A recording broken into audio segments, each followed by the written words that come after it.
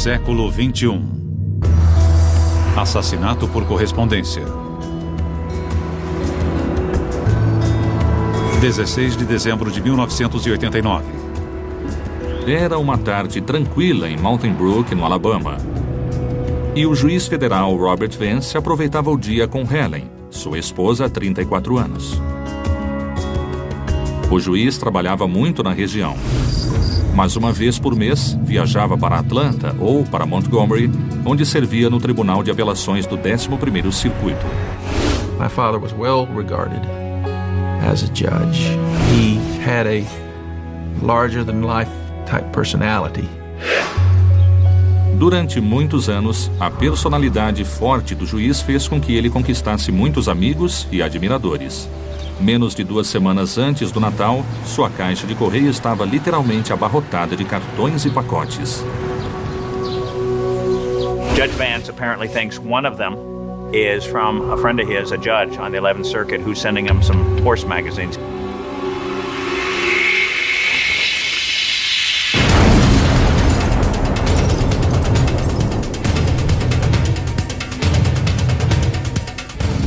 Judge Vance was killed almost instantly. His wife, Helen, was sitting across the table from him when the bomb went off, and she was quite seriously injured. Mrs. Vance, amazingly, had one nail that entered her body and lodged, I believe, near her back. Apesar dos ferimentos, Helen não perdeu a consciência e conseguiu ligar para a emergência, mas havia um problema. A explosão a deixou temporariamente surda. So she got in her van and drove to the neighbor's house, which was a couple hundred yards away, and drove up to that house and started blowing the horn. They called 911, and the ambulance came and took her to the hospital. O filho da vítima, o advogado Robert Vance Jr., estava em Nova York a negócios quando um amigo da família deu a notícia. He started off by saying, "Your mom's fine. She's in the hospital now." And then I asked about my dad, and he said, "He's gone." So that's how I found out about it, and it was quite a shock. Em Birmingham, a polícia de Mountain Brook se reuniu com o FBI, a ATF, a Polícia Federal e o Correio. O corpo da vítima havia sido removido, mas havia carne, sangue e estilhaços em toda a sala. A cozinha da casa parecia o palco de uma guerra. There was semblance of bloodshed on the floor. It was very clear that there was some very serious damage done to a human being. Here. Judge Vance had been sitting here with Miss Vance across the table. He looked at the box, and as soon as he opened it, he was blown back with all the way over to this wall. Well, the things that came to my mind that just outraged me the most was he was killed in a brutally violent fashion. And this man's blown to smithereens in his own house right in front of his wife. There's nothing this guy could have done that warranted what just happened to him. Os peritos começaram a difícil tarefa de reconstruir o dispositivo feito pelo assassino a partir de centenas de fragmentos. It's like putting a puzzle together. You had pieces of pipe, you had pieces of wire, you had intact nails, you had paper, you had rubber bands, you had the postage stamps that were on the package. All these things had to be collected, carefully tagged, and then they were sent to Washington to the FBI lab for examination. My purpose is to find out what the device was and furnish that information to the field investigators to assist them in trying to determine the person or persons responsible for putting that device together and causing it to explode. Enquanto os peritos faziam a análise forense, os investigadores procuravam um motivo. Your mind is going in 2 or 3 different directions. You know, was it a personal vendetta by a neighbor or a relative or a business associate? Or was it someone who didn't like his verdict in the courtroom or what he represented or his politics? All of these things come into play. They were going through every case my dad ever decided and seeing who was involved in every case. It was a massive undertaking. Durante seus 12 anos como juiz, Robert Vance havia dado vereditos contra grandes traficantes colombianos, a Irmandade Ariana e a Ku Klux Klan. E no início de sua carreira, como líder do Partido Democrata do Alabama, ele havia lutado contra militantes segregacionistas e recebeu muitas ameaças de morte. Well, if they would go after a federal judge like that, nobody was off limits. It was unthinkable. Now, the whole criminal justice system would break down if you murder judges. I mean, that's like something that would happen in Bogota, not Birmingham, Alabama. It's trying to interpret the motivation for assassinating a federal judge. You're trying to determine, was this person targeted because of who he was and what he did, or what he represented to other people? Havia fortes probabilidades de que o motivo fosse racial. Birmingham tem um histórico violento em relação aos direitos civis, de ataques a manifestantes à morte de 4 meninas pequenas na Igreja Batista. Naturally, white supremacist type groups were among the early suspicion. Mas, dada a natureza específica do ataque, os peritos comportamentais do FBI foram mais além. A bomber chooses his weapon because he wants to make certain that somebody is going to die, but he doesn't want to be there to see it. He didn't leave the bomb in the mailbox. He let the postal authorities do it. So for him, the inference then for us was that his ego trip was beyond killing a federal judge. It was making an employee of the federal government the mailman and accessory to the crime. So we looked at that as part of his makeup, that he's the kind of person that likes to laugh at the government and feels that he can outsmart us on all levels. Mas esta análise apenas aumentou a preocupação dos investigadores.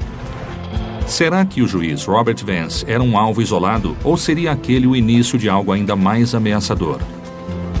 It was a weekend, and our concern initially was what's going to happen on Monday morning. Are there others? 24 horas após o assassinato do juiz Robert Vance, o responsável pela explosão da bomba ainda não havia sido encontrado. Mas um exército de agentes faria o impossível para encontrá-lo. I hadn't been on the job even 3 years yet, but I really wanted to be out there. I wanted to say, pick me. I want to work with you on this case. When you kill a federal judge, then it gets the full attention of the FBI, the other federal law enforcement agencies, and it gets a lot of media attention. And there's a lot of pressure to find out who did this. Monday, a court security officer is reviewing packages moving along a conveyor belt on the X-ray machine when he spots what appears to be the profile of a pipe bomb inside a package. Desta vez, o dispositivo havia sido enviado diretamente para o Tribunal de Apelações do 11º Circuito em Atlanta, o mesmo tribunal presidido pelo juiz Robert Vance. The bomb squad there in Atlanta rendered the bomb safe and without totally destroying it, and we were able to recover almost intact a bomb. Quando as autoridades perceberam que o pacote era parecido com o enviado para a casa do juiz, a preocupação dos investigadores aumentou ainda mais. Well, we had Judge Vance's bomb on Saturday. We had the 11th Circuit Court bomb on Monday morning. No one knew what to expect next. It was anyone's guess. Para aumentar o raio de ação, foi formada uma força-tarefa composta por autoridades de ambas as cidades. The FBI was the lead agency in the investigation, but we were really needing more help from other agencies and especially expertise from the alcohol, tobacco, firearms with bombings, with the postal inspectors, with the delivery of a package in the mail, with the U.S. Marshals who were going to be responsible for protecting all the judges. Era impossível ignorar a ligação com o Tribunal de Apelações e os investigadores intensificaram a busca por indivíduos que tiveram algum problema com o tribunal. Mas em Jacksonville, na Flórida, havia poucos motivos para desconfiar de um pacote que havia chegado ao escritório local da NAACP. 3 horas após a bomba ter sido interceptada em Atlanta, a presidente da NAACP de Jacksonville, Willie Dennis, recebeu um pacote. Mas ela estava atrasada para um compromisso e não chegou a abri-lo. Ao mesmo tempo, um pacote semelhante chegou ao escritório da NAACP de Savannah para Robert Edward Robinson.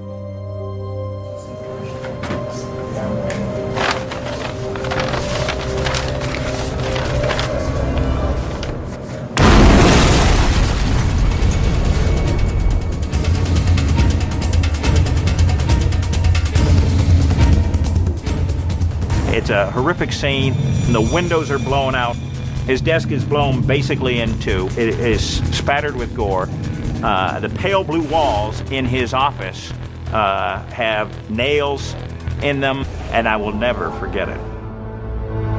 I think probably the impact it had on the public was to convey, in a very important way, the horror of what this bomber has done.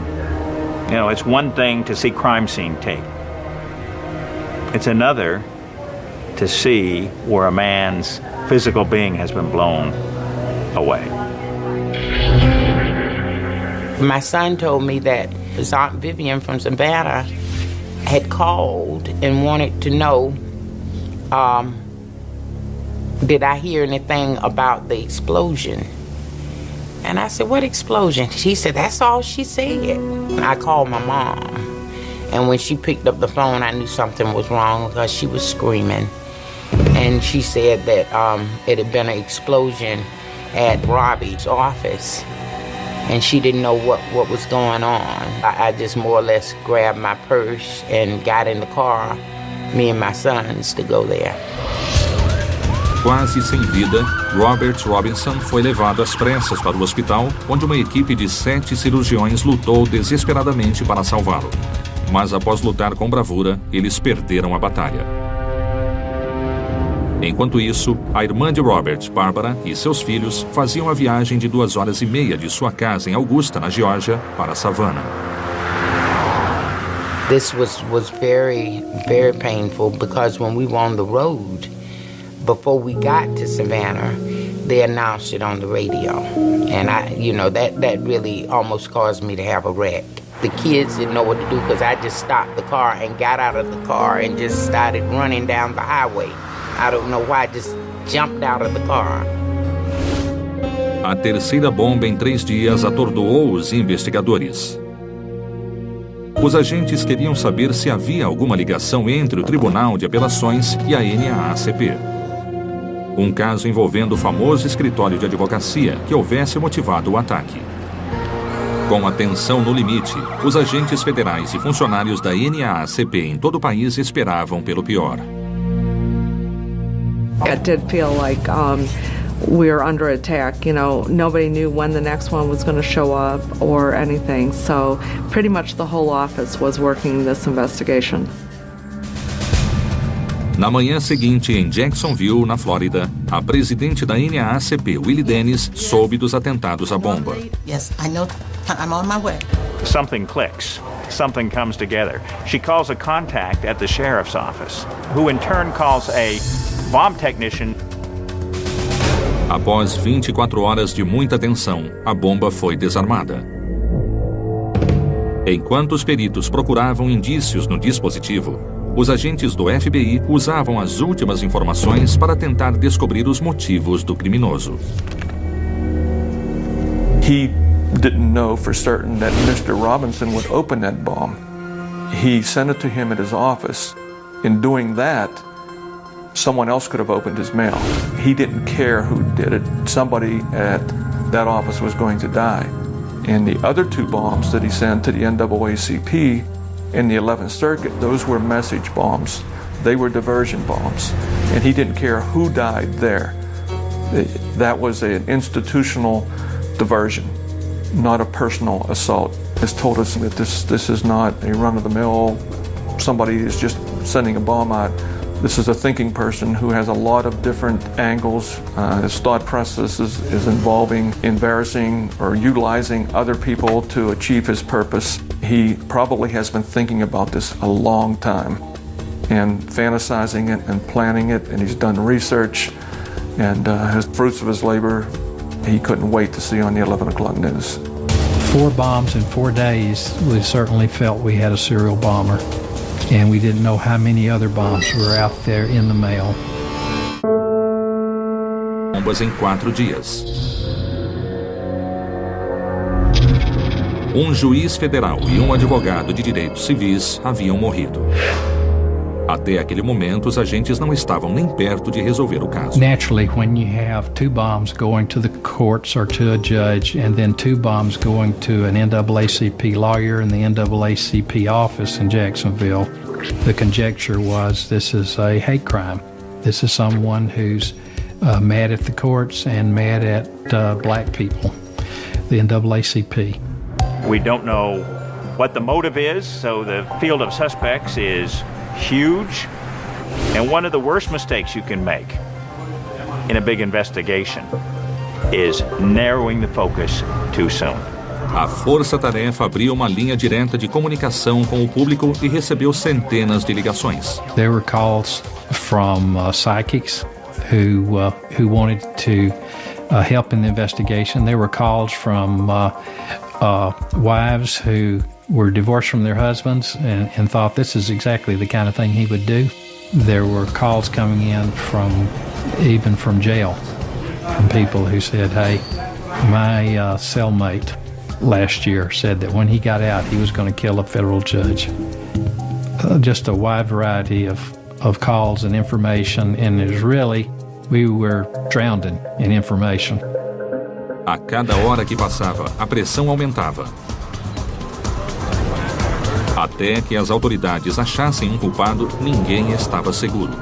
We couldn't save the judge. We couldn't save Mr. Robinson. Their fate rested with a higher authority.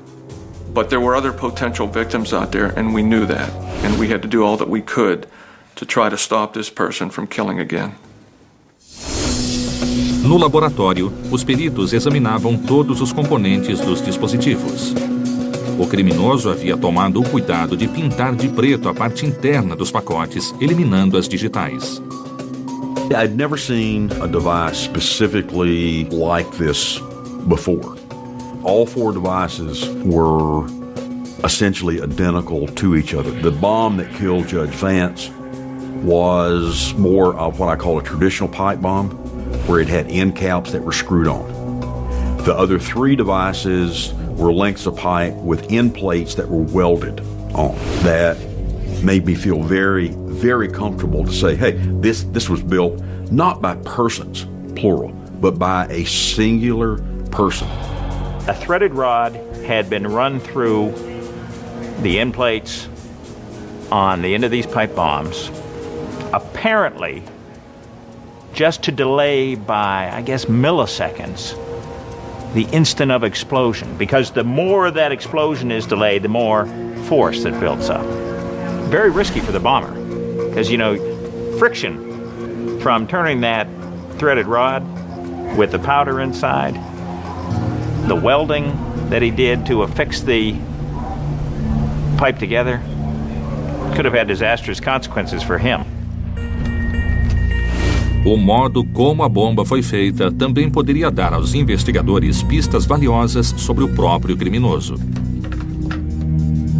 The bomb maker was a very detail-oriented person who would take a lot of time and effort to make the bombs, who would probably test different components of the bombs before he actually put them into use. And who had the money and resources to accomplish all this. It would be a lone white male, age 45 to 53. We were extremely impressed with his overall patience demonstrated in preparing the bombs that would indicate that he would be at least middle-aged.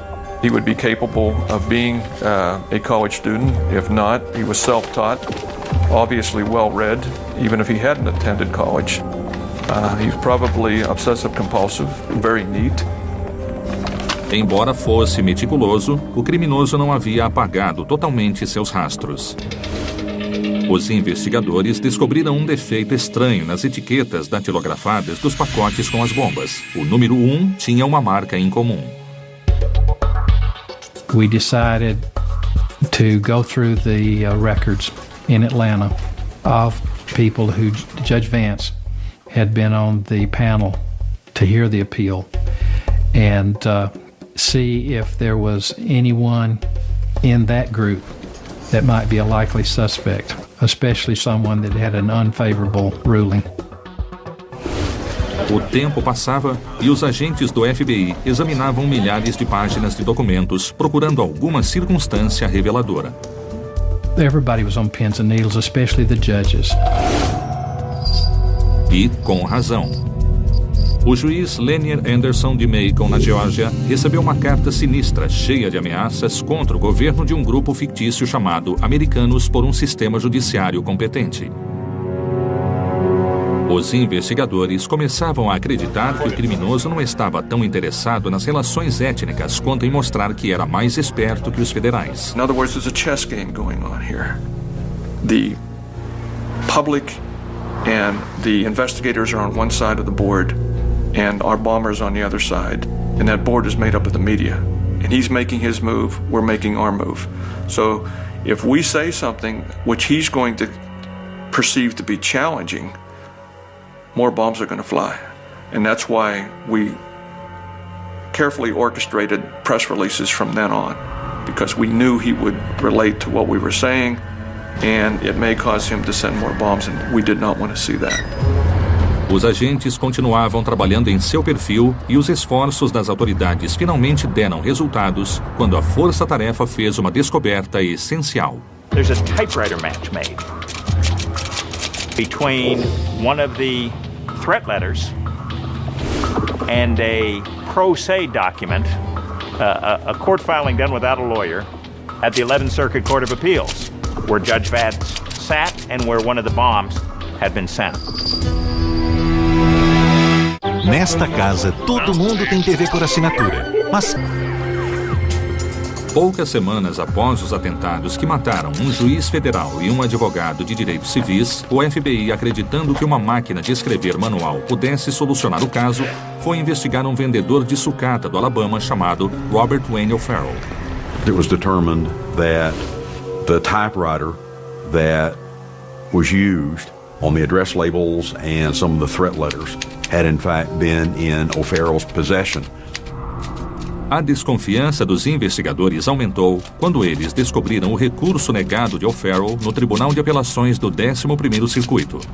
Apenas 2 anos antes, ele não havia conseguido receber os benefícios de seu emprego anterior em uma companhia de seguros e a processou. Sem a ajuda de um advogado, ele entrou com o recurso, mas o juiz Robert Vance e o Tribunal de Apelações rejeitaram o recurso. This certainly appeared to be a very big break in the case, to have a typewriter used by someone who had an appeal before the 11th Circuit that had been rejected only 16 months before the bombs were sent out. Com a nova descoberta em mãos, os investigadores logo pediram que O'Farrell fosse vigiado 24 horas por dia. An army of federal agents descends on Enterprise. An army of reporters descends on Enterprise, Alabama. The focus of the nation and the focus of federal law enforcement is on Enterprise, Alabama.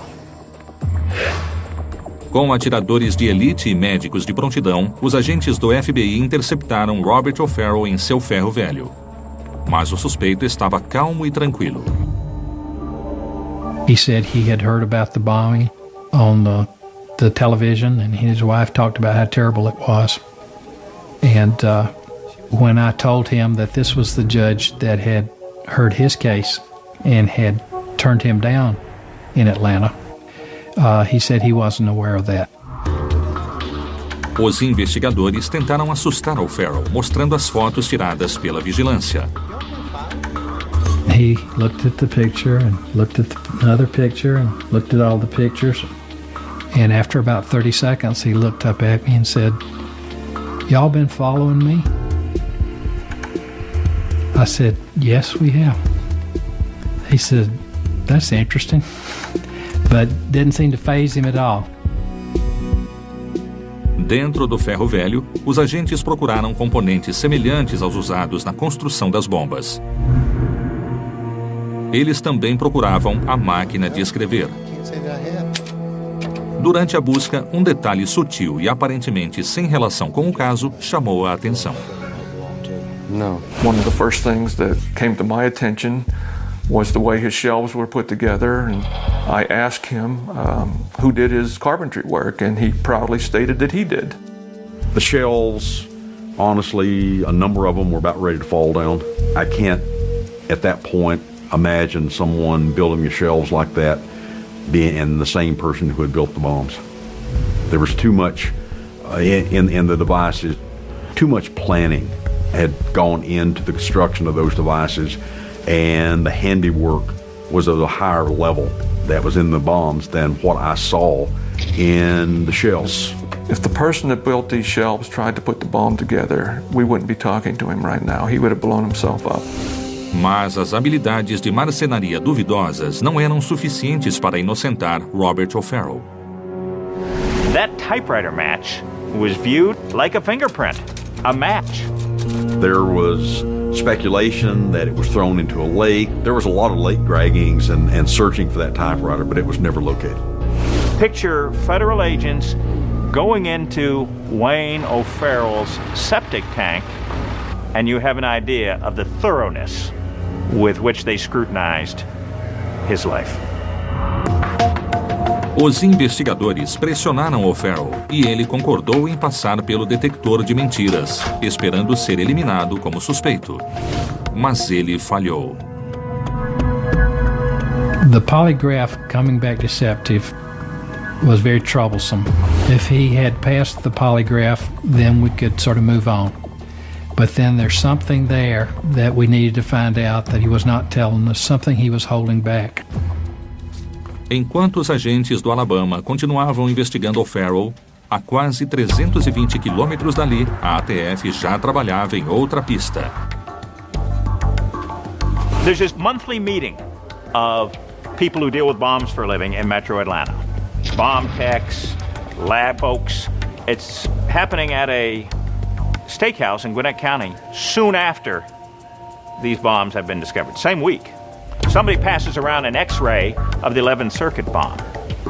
Veteran ATF lab guy named Lloyd Irwin takes a look at this X-ray, and he recognizes a signature. And he says something along the lines of, "I've only ever seen one bomber use that signature." Lloyd Irwin took a retirement announcement, flipped it over, drew an amazingly accurate sketch on the spot of that early 70s bomb. To a layperson, it's a much different bomb. Less powerful, different materials. But to a bomb guy like Irwin, there's a signature. But if you fish a lot, you catch one strange fish you've never seen before, and maybe you go 20 years before you ever catch another. Oh, I remember that. I caught one like that 20 years ago. So, it's easy. E o nome do peixe era Walter Leroy Moody. Moody went from one of the 20 names that a chemist remembers from 20 years ago that's got to stay on the list. Moody, at least with ATF, and with me and the case agent, Moody went high on the hit parade. We were in an agreement with the FBI that they would continue to pursue other avenues and persons of interest, but we were locking on Moody. And that was fine, because it ain't over till it's over. Ao investigar o histórico de Walter Moody, os agentes federais descobriram que em 1971 ele foi obrigado a devolver seu carro. Ultrajado, ele construiu um pacote especial para ser entregue ao vendedor do carro, que ele culpava pelo caso. Mas sua primeira esposa acabou frustrando acidentalmente seus planos. She had found it and proceeded to open it. And when she opened it, it blew up and injured her pretty badly. Lucky she wasn't killed, she was maimed. Walter Moody foi condenado pela posse de uma bomba caseira e passou 3 anos na prisão. Mas seu recurso subsequente no Tribunal de Apelações do 11º Circuito foi rejeitado. What were the odds that this guy built a package bomb previously in Macon, Georgia, and had a beef with the 11th Circuit Court of Appeals? You know, as far as I'm concerned, he's the guy. No entanto, havia poucos indícios que sugeriam que Walter Moody houvesse se envolvido em atividades racistas. Por que ele atacaria a NAACP? Este era um problema. Mas quando os peritos da ATF determinaram que as bombas de 1989 eram quase idênticas à bomba que havia explodido em 1972, eles começaram a investigar Moody. It and the 72 device were unique. The only two that I ever seen that used bolts with square plates. Even though there were still some differences, but they were kind of improvements made from the other one. As far as pipes, regular pipe bombs, I just never seen one anybody went to that much trouble to put a pipe together when he could have made it in 1/10 of the time, you know, by just buying the ready-made materials. There were elements of those bombs that I never saw in my entire ATF career. The way he made them work with each other was superior in every way. You know, it was genius. It was madness. Após muitas pistas falsas e uma série de atentados à bomba mortais, os agentes federais do FBI e da ATF se concentravam em um homem em Atlanta chamado Walter Leroy Moody. With the ATF expertise and bringing in the FBI experts to look at their case, we all came to the same conclusion that Mr. O'Farrell may or may not be involved in this case, but Mr. Moody was definitely our #1 suspect. O comportamento de Moody também se encaixava no perfil do FBI. He had his day choreographed. He got up at the same time. He went out at the same time. He ate at the same Waffle House every morning. He went to the same place every day. He was just very rigid. I followed him to a hotel off I-75 between Atlanta and Macon, and he went to a payphone. He called an attorney and told the attorney, "I'm being followed by the feds. And I think it's because they think I killed that federal judge and sent that bomb in the mail." How in the hell does this guy know he's being followed and it's feds, and it has anything to do with the judge being killed by a mail bomb? Os indícios circunstanciais contra ele aumentavam, e os agentes conseguiram um mandado de busca para sua casa. Moody's reaction was cool. He didn't want to talk. He wanted to talk to his lawyer, but he was confident that there would be nothing found in his house to connect him to the bombing, and he was right. A maioria das pessoas que constrói bombas deixa traços microscópicos de seus crimes, mas quando os investigadores examinaram sua sala de trabalho, ela estava absolutamente limpa. Everything was clean and neat. Everything had its place and a place for everything. It had been freshly painted. There was new carpet on the floor. And in fact, the flooring, the plywood flooring had been cut out, removed and replaced. And so what they found was a sterile room in Moody's house. It was very frustrating to not find the evidence we were expecting. But on the other hand, this is what convinced me that we had the right guy. Bombers are very meticulous people. If they're not, they kill themselves. In their persona to other people, they sometimes come across as almost effeminate. Not in a homosexual way necessarily, but because they are just so neat about their hair, their dress, more like women than men. And that reflects in their bomb making, that reflects in their lifestyle. So, Mr. Moody, if you looked at his appearance, it was impeccable most of the time, never a hair out of place. Mas, sem provas, seria impossível montar um caso, principalmente com O'Farrell como segundo suspeito da lista.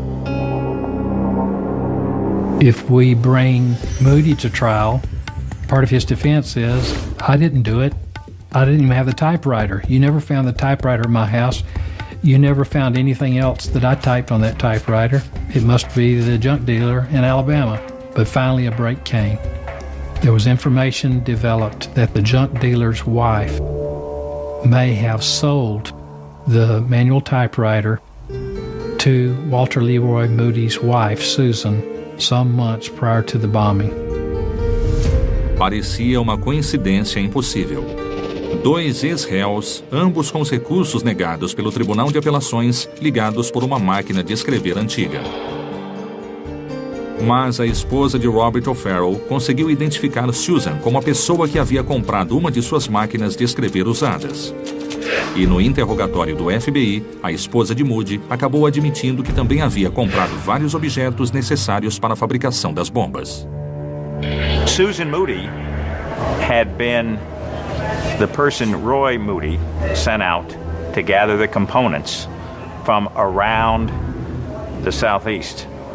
Susan Moody was able to take investigators to the places where these components had come from. She was able to help them piece together this mosaic. Susan Moody worshipped Moody and did his bidding. Whatever it was, she would follow and do whatever he told her. She didn't seem to have a mind of her own anymore, you know. She was his robot. Das informações de Susan Moody, a Polícia Federal determinou que Robert Wayne O'Farrell não estava envolvido com os atentados à bomba ou com as ameaças e o eliminaram oficialmente como suspeito. We had an outstanding investigative team that made things terribly uncomfortable for Mr. O'Farrell, but proved that he was innocent. And it's difficult for him to accept. But I hope someday that he sees that we were just doing our job and will understand it. Pouco tempo depois, Walter Leroy Moody foi acusado pelos assassinatos do juiz Robert Vance em Birmingham e do advogado Robert Robinson em Savannah. It was a good feeling that he's off the street. Os investigadores acreditavam que Moody havia enviado as bombas de Atlanta, de Savannah e da Flórida para distrair os investigadores. Mas o caso estava longe de ser totalmente resolvido.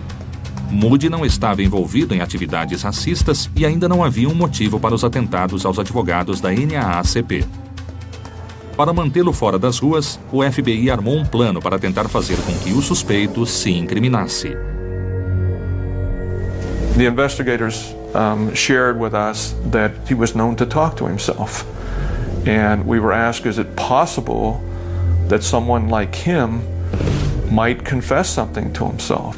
In this situation, I strongly urged that if they could get Title III approval to bug his cell, that it may well work in our benefit. And it did.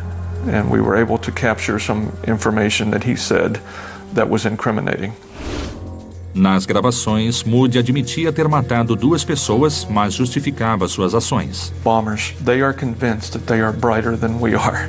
They're brighter than victims, they're brighter than the system, they think things out, they fantasize about them, and bombers will rationalize that. It's not my fault he opened that package. You know, I didn't give them to him, the mailman did. It's the mailman's fault. This guy was a revenge nut. He wanted to go to law school. He fancied himself the smartest man on the planet. And he could probably go to a law school, but he could never be admitted to the bar because of his 1972 conviction for the bomb in Macon, Georgia.